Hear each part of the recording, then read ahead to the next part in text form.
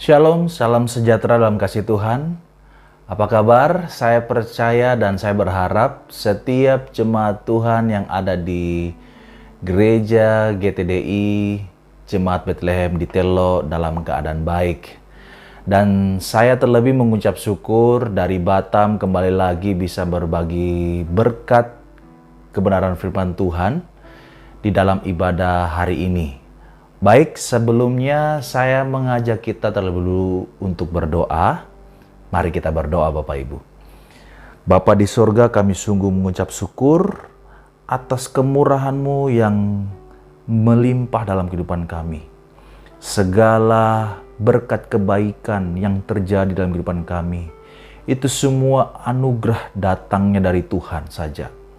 Dan oleh berkat kebaikan-Mu, kami boleh memenuhi panggilan ibadah kami pada saat ini.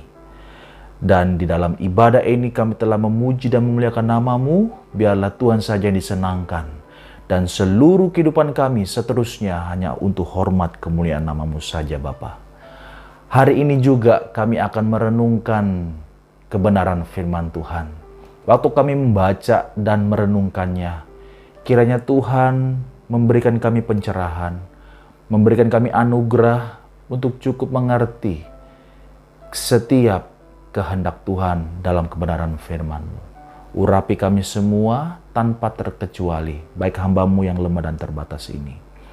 Hamba serahkan waktu ke depan ke dalam tangan Tuhan. Hanya dalam nama Tuhan Yesus Kristus. Haleluya. Amin. Bapak Ibu, hari ini saya akan mengajak kita untuk merenungkan satu kebenaran firman Tuhan yang terambil dalam Yunus pasal 1 ayat 3 sampai 6. Sekali lagi, kita akan merenungkan satu kebenaran firman Tuhan dalam Yunus pasal 1 ayat 3 sampai 6, Bapak Ibu. Dikatakan begini, saya bacakan Bapak Ibu. Tetapi Yunus bersiap untuk melarikan diri ke Tarsis, jauh dari hadapan Tuhan. Ia pergi ke Yafo dan mendapatkan di sana sebuah kapal yang akan berangkat ke Tarsis. Ia membayar biaya perjalanannya, lalu naik kapal itu untuk berlayar bersama-sama dengan mereka ke Tarsis, jauh dari hadapan Tuhan. Tetapi Tuhan menurunkan angin ribut ke laut, lalu terjadilah badai besar, sehingga kapal itu hampir-hampir terpukul, hancur. Awak kapal menjadi takut, masing-masing berteriak kepada Allahnya, dan mereka membuang ke dalam laut segala muatan kapal itu untuk meringankannya. Tetapi Yunus telah turun ke dalam ruang kapal yang paling bawah dan berbaring di situ, lalu tertidur dengan nyenyak. Datanglah nahkoda kapal mendapatkannya sambil berkata, "Bagaimana mungkin engkau tidur begitu nyenyak? Bangunlah, berserulah kepada Allahmu. Barangkali Allah itu akan mengindahkan kita, sehingga kita tidak binasa." Sedemikian jauh pembacaan kita pada hari ini. Judul perikop yang kita bisa renungkan hari ini yang saya beri judul adalah Kesulitan dari Allah. Bapak Ibu, judul ini mungkin sangat membuat kita kaget. Kesulitan dari Allah. Mungkin sebagian kita beranggapan bahwa ini judul yang mungkin di luar perkiraan kita sebagai anak-anak Tuhan. Tetapi kalau kita membaca bagian ini kembali, Bapak Ibu, konteks Yunus mungkin tidak asing lagi. Tapi kalau kita membaca bagian ini, kita mendapati ada sebuah konsep yang salah, yang entah bagaimana banyak dipegang oleh orang-orang Kristen atau orang-orang percaya. Maka dari itu kita belajar bersama-sama Bapak Ibu ya. Kita melihat minimal dalam konteks yang kita baca adalah ada dua hal yang harus kita berhati-hati yang disebutkan di dalam bagian ini. Yang pertama, tentang ungkapan Tuhan, kalau Tuhan membuka jalan, itu berarti kehendak Tuhan. Bapak Ibu, ketika kehidupan kita lancar, apa yang kita rencanakan berhasil, tidak ada halangan yang berarti, maka saya percaya sepakat ya, kita pasti berpikir bahwa, kita akan selalu berpikir bahwa Tuhan berkenan, Tuhan berkehendak, Tuhan menolong kita. Kalau keadaan kita lancar. Atau dengan kata lain, ungkapan yang kita sering dengar adalah, kalau Tuhan membuka jalan, itu berarti kehendak Tuhan. Tapi pertanyaannya, apakah atau benarkah seperti itu? Karena kita harus mengkaji ulang Bapak Ibu. Seperti dalam bagian Yunus di sini, di mana Yunus melarikan diri dari panggilan Tuhan. Dia menjauh dari hadapan Tuhan.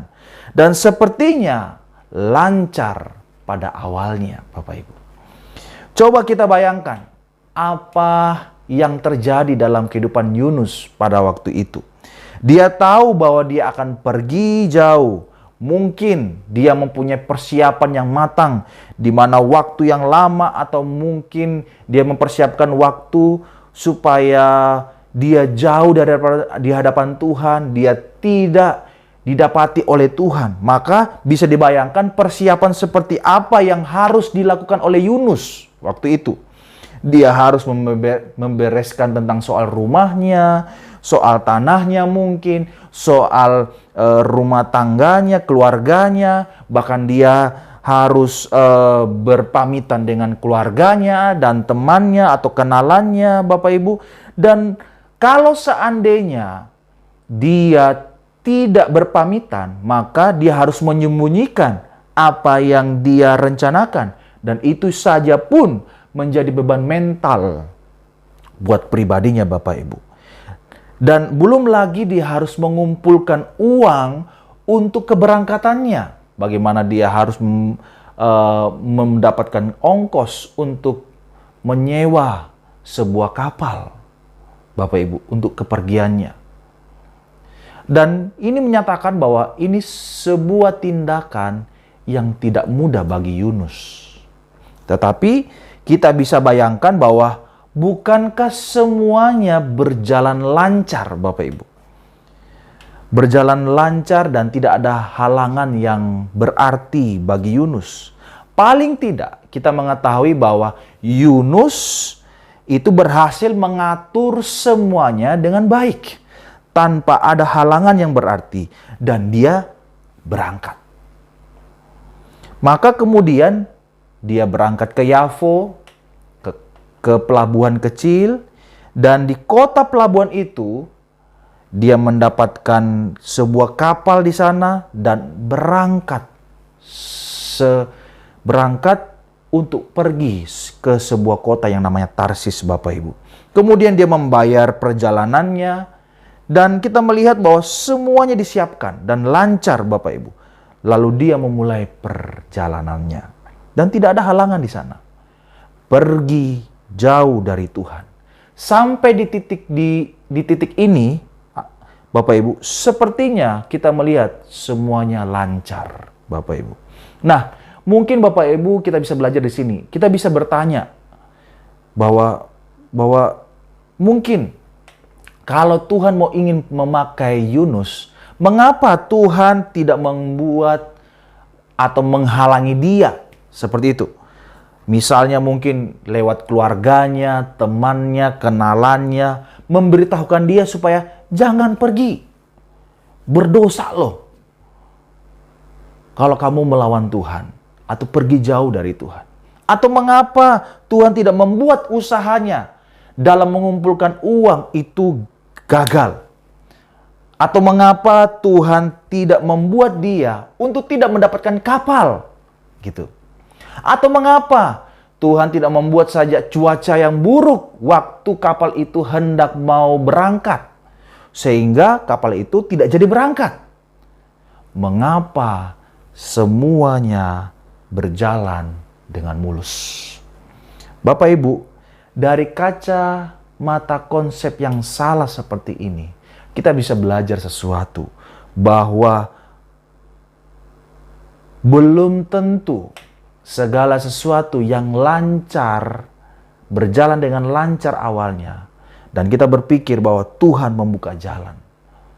Padahal semua persiapan yang dilakukan oleh Yunus di sini adalah usaha lari dari hadapan Tuhan. Dan jelas ini bukan kehendak Tuhan. Yang kita bisa pelajari di sini dari konsep yang salah. Yang pertama adalah, kenapa bisa seperti itu? Karena Yunus tidak melihat akhirnya. Dan kita pun juga harus mewaspadai Bapak Ibu. Kesalahan dari konsep ini karena tidak melihat akhirnya, tidak melihat ujungnya Bapak Ibu. Kadang-kadang Tuhan biarkan kita berjalan, melewati atau melawan Dia. Tuhan biarkan kita jalan kita waktu melawan Dia, jalannya terbuka, lancar. Tetapi saat itu sampai nanti di satu titik Tuhan akan tutup jalan itu. Mari coba kita renungkan Bapak Ibu. Kita ambil satu contoh, mungkin kita butuh uang. Lalu karena kita butuh uang, kita melakukan sesuatu yang tidak benar. Mungkin kita korupsi, kita rancang bagaimana kita mendapatkan uang, mendapatkan persetujuan, kita mendekati orang ini, orang itu, dan seterusnya. Dan ternyata setiap usaha yang kita lakukan lancar. Dan kita berpikir bahwa, oh Tuhan izinkan kok. Buktinya aman-aman saja. Padahal kita tahu ini salah. Kita tahu ini dosa. Tapi kita merasa bahwa ini jalan keluar buat kesulitan keuangan saya. Bapak Ibu, kita berbuat dosa. Mungkin satu kali kita berhasil, tidak ada yang tahu. Kita teruskan juga, kita berhasil, tetap tidak ada yang tahu. Tapi kita harus berhati-hati. Waktu itu terjadi, kita berpikir bahwa ternyata bagi Tuhan ini tidak serius kok. Tapi bagi Tuhan, Tuhan tidak berhenti. Karena pada satu titik Tuhan akan menghentikan kita dan Dia panggil kita kembali. Maka jangan pernah melihat kalau apa yang kita lakukan hari ini lancar, tidak ada halangan, maka itu berarti Tuhan menolong atau Tuhan berkehendak. Tidak tentu Bapak Ibu. Kita belajar di sini karena mungkin Tuhan menunggu saat yang tepat untuk menghentikan kita. Maka dari itu bagi Yunus, Tuhan menghentikan badai besar di tengah laut. Badai itu diberikan Allah untuk menghentikan pelarian Yunus, menutup jalan untuk dia tidak pergi ke Tarsis. Bapak Ibu, saya juga harus mengatakan ini, kalau badai itu terjadi, Bapak Ibu dalam hidup kita, entah apapun itu, saya tidak tahu, tetapi Bapak Ibu yang tahu. Tetapi bukankah kita harusnya bersyukur? Karena Tuhan tidak diam. Tuhan masih memberikan kita kesempatan untuk kita berubah.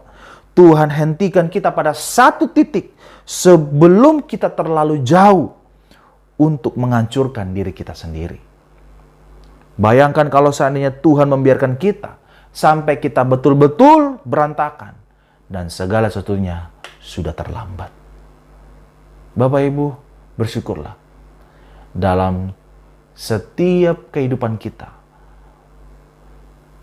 Kalau Tuhan mengizinkan ada kesulitan, berarti tandanya Tuhan sedang mengajar kita, Tuhan sedang menarik kita untuk tetap kita dekat dengan Dia. Yang kedua Bapak Ibu, yang kita bisa pelajari dalam hal ini, yaitu adalah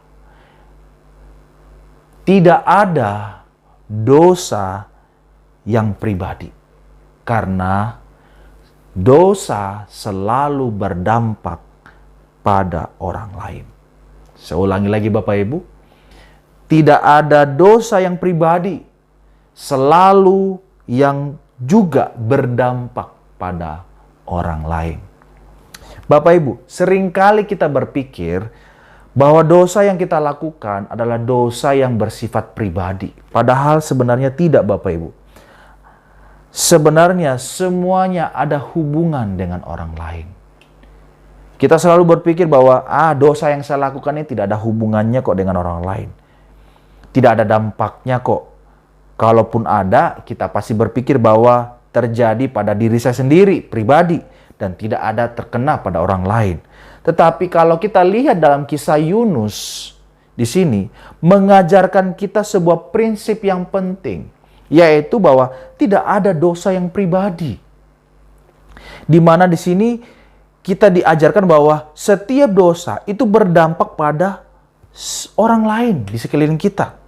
Kita bisa lihat di sini, dikatakan bahwa waktu kapal hampir terpukul hancur oleh karena badai yang besar, awak kapal menjadi sangat ketakutan.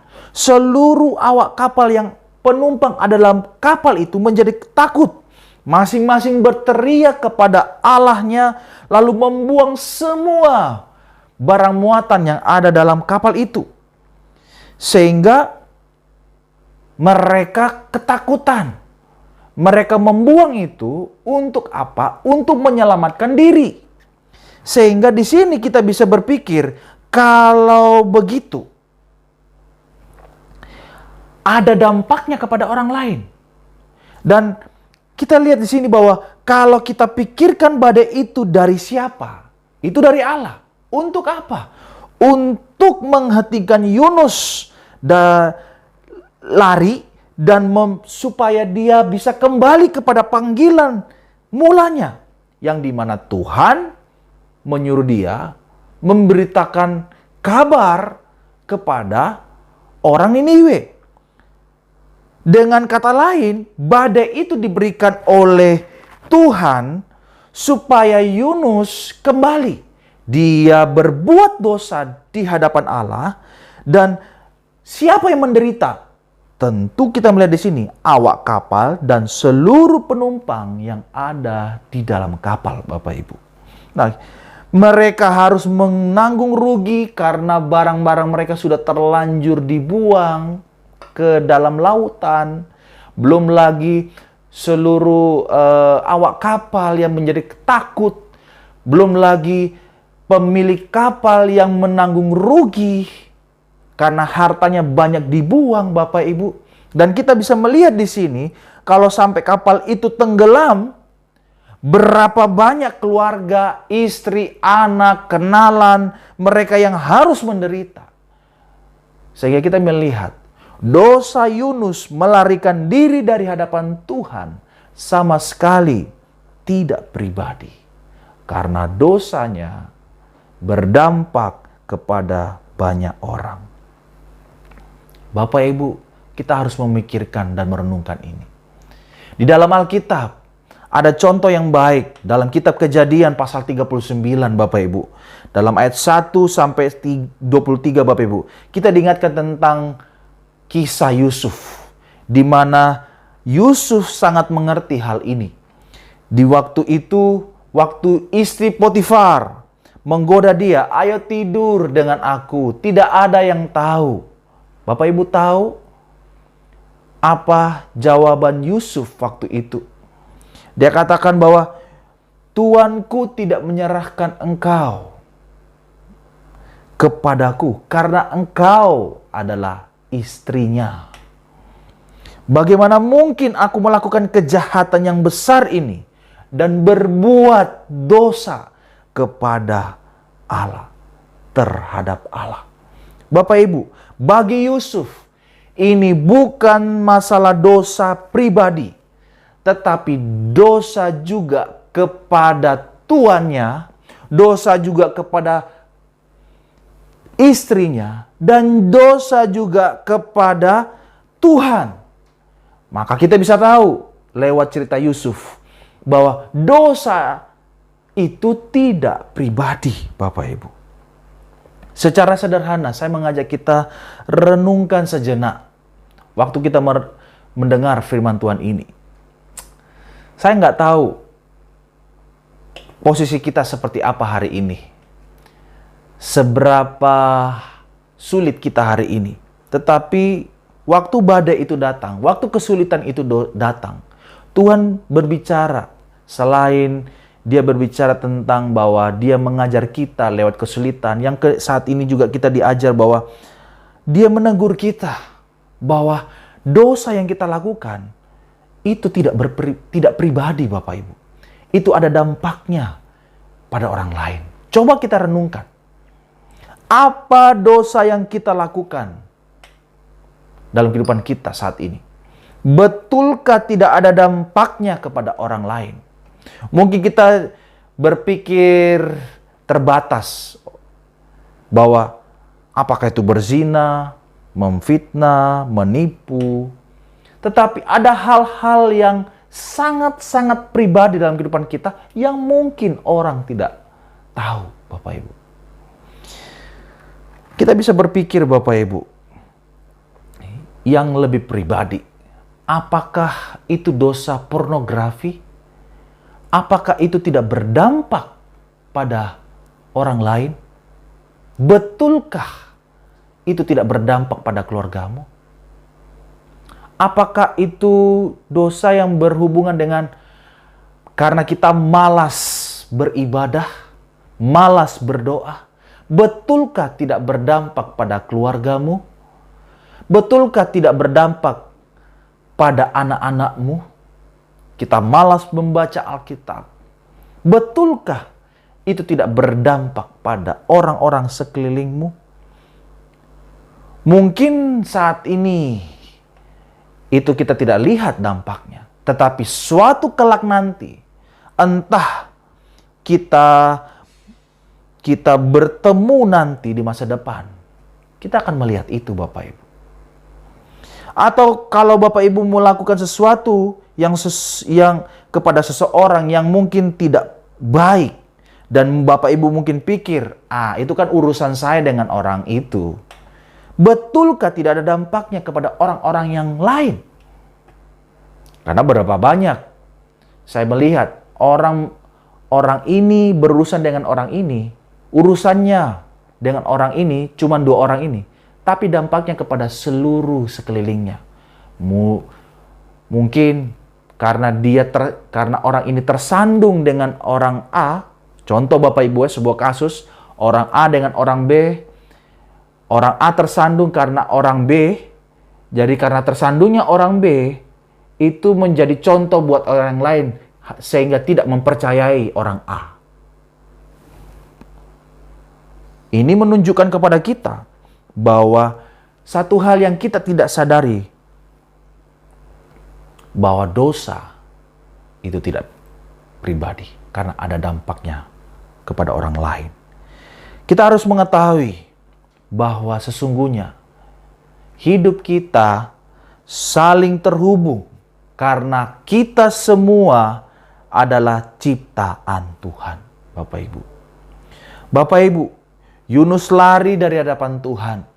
Dampaknya kepada orang banyak karena bukan itu saja hidupnya, tetapi juga kepada orang Niniwe, orang yang tidak dia mau layani. Dan itu juga berarti kepada awak kapal yang tidak kenal Tuhan, yang terkena badai ini. Yunus tidak peduli sama sekali sama mereka. Dan dampaknya sangat banyak. Dan kita melihat Bapak Ibu, kalau kita baca seterusnya dalam kitab Yunus ini, Tuhan juga memakai seluruh ciptaannya untuk bekerja sama untuk menegur Yunus. Selain karena kita melihat di sini Bapak Ibu, dosa Yunus itu ada hubungannya dengan yang lain, sehingga Tuhan juga memakai ciptaan untuk menegur Yunus. Dia memakai dan bekerja sama, mulai dari badai dari Tuhan, lalu ada ikan besar, tumbuh-tumbuhan, ulat, maksud saya tumbuhan gitu ya Bapak Ibu, lalu ulat, dan semua terlibat untuk menghentikan dan mengingatkan sang nabi Yunus yang lari dari hadapan Tuhan. Jadi Bapak Ibu, kita bisa melihat di sini bahwa betapa seriusnya apa yang dilakukan oleh Yunus. Bukankah ini sebuah hal yang kita bukan anggap remeh atau anggap enteng. Tetapi mari kita dengan sadar bahwa Tuhan ingin mengajarkan kita bahwa dosa yang kita buat, walaupun sekecil apapun, apalagi besar yang diketahui oleh orang, kita harus sungguh-sungguh bertobat.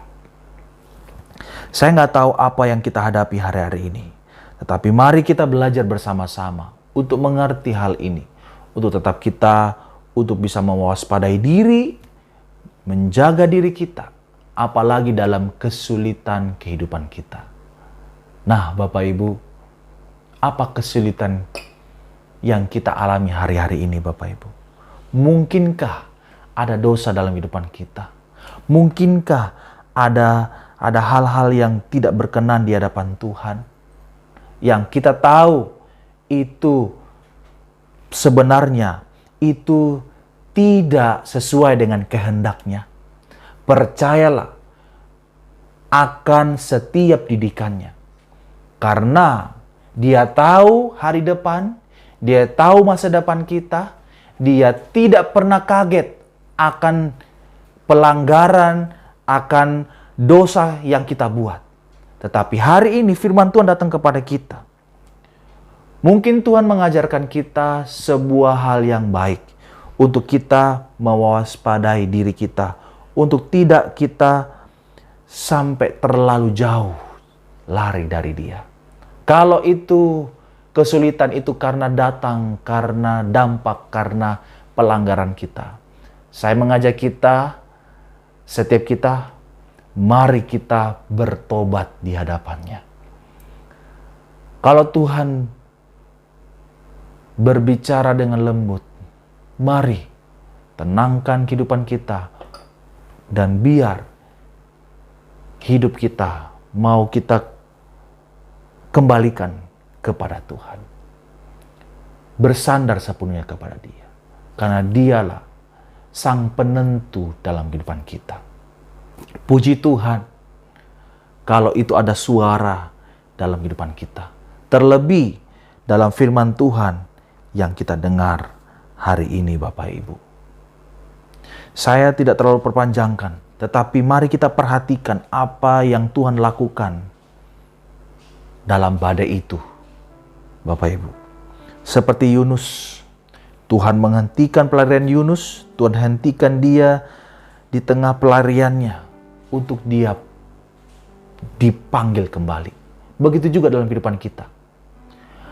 Ada kesulitan dalam kehidupan kita. Mungkin itu sebagai alat anugerah Tuhan untuk memanggil kita kembali untuk berjalan di jalan-jalan Tuhan sesuai dengan apa yang Dia kehendaki dalam kehidupan kita. Tuhan memperlihatkan kepada Yunus betapa dia sudah jauh dari Tuhan dan dosanya membahayakan orang, tapi dia tidak peduli. Hatinya sudah kebal karena dosa pribadinya dan kebenciannya kepada orang-orang yang tidak percaya. Tapi lewat dosanya, Tuhan memanggil, Tuhan meminta dia untuk dia kembali. Karena dosa yang dia lakukan, itu sama sekali tidak pribadi. Itu berdampak kepada orang-orang sekelilingnya. Bapak Ibu, saya nggak tahu dosa apa yang, sekali lagi yang saya ngajak kita berpikir. Saya nggak tahu dosa apa yang kita lakukan hari ini. Mungkin itu biasa-biasa saja. Tidak ada orang yang tahu. Pak Pendeta tidak ada yang tahu. Gereja tidak ada yang tahu. Tetapi ada satu mata yang terus melihat kehidupan kita. Yang tidak pernah terlelap. Yang terus tangannya terus bekerja dalam kehidupan kita. Yaitu Tuhan yang kita sembah di dalam Tuhan Yesus Kristus. Yang melihat, yang berdoa syafaat buat kita untuk kita terus berjuang melawan dosa-dosa kita, Bapak Ibu. Saya berharap setiap kita mau bertobat bersama-sama. Ada hal-hal yang mungkin tidak berkenan di hadapan Tuhan, tetapi saya mengajak kita untuk terus melihat bahwa Tuhan masih baik dalam kehidupan kita. Percayalah, Dia tidak pernah meninggalkan kita. Dia terus mendidik kita untuk kita terus hidup berkenan di hadapannya. Apa kesulitanmu? Apa masalahmu? Apa dosamu? Itu tidak terlalu besar dari anugerah yang Dia sudah curahkan dalam kehidupan kita. Darah Kristus, pengorbanan kesempurnaan karya Kristus di kayu salib, itu cukup menanggung dosa kita. Untuk baik hari ini, masa lalu, bahkan masa depan. Untuk satu tujuan, kemuliaan bagi Tuhan saja. Maka dari itu Bapak Ibu, mari dengan merdeka, saya mengajak kita untuk tetap kuat di dalam Tuhan dan melakukan hal yang baik bagi kemuliaan nama Tuhan. Tuhan Yesus memberkati kita semua. Mari kita berdoa.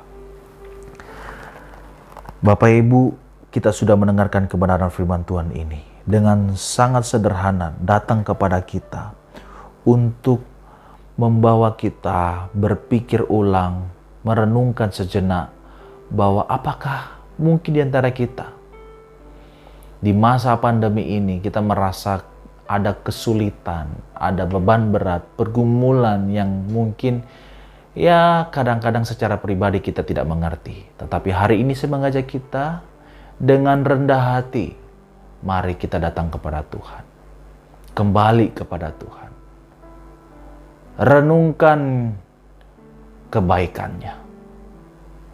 Dia sudah menyertai kita dalam keluarga kita. Dia sudah menyertai kita dalam pelayanan, studi kita.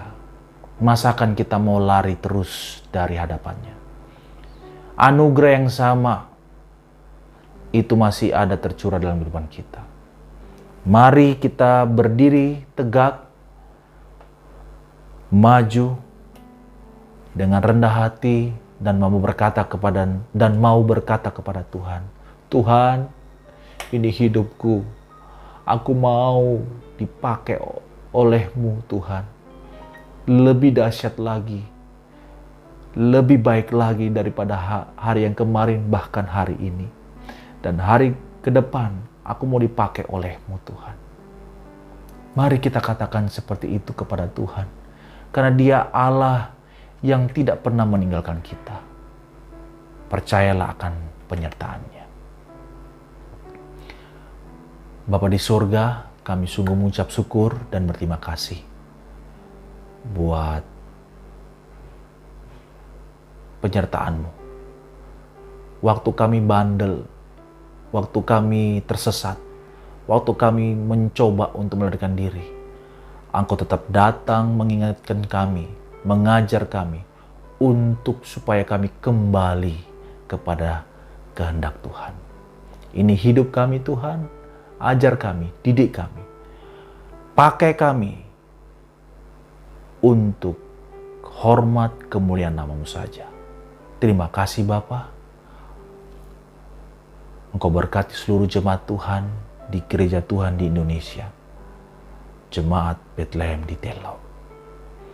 Tuhan berkati mulai dari gembala sidang, para pelayan-pelayan Tuhan. Biarlah kami bersama-sama menjadi pengebar kabar baik untuk memenangkan jiwa-jiwa, untuk hormat kemuliaan nama-Mu saja Bapa. Setiap kesulitan, pergumulan yang kami hadapi, biarlah kami serahkan semuanya ke dalam tangan Tuhan. Biarlah itu menjadi alat anugerah Tuhan untuk membuat kami dibaharui semakin serupa dengan Engkau. Terima kasih Bapa. Kami mengucap syukur buat kebenaran firman-Mu. Hanya di dalam nama Tuhan Yesus Kristus kami telah berdoa dan mengucap syukur. Haleluya. Amin. Tuhan Yesus berkati kita semua.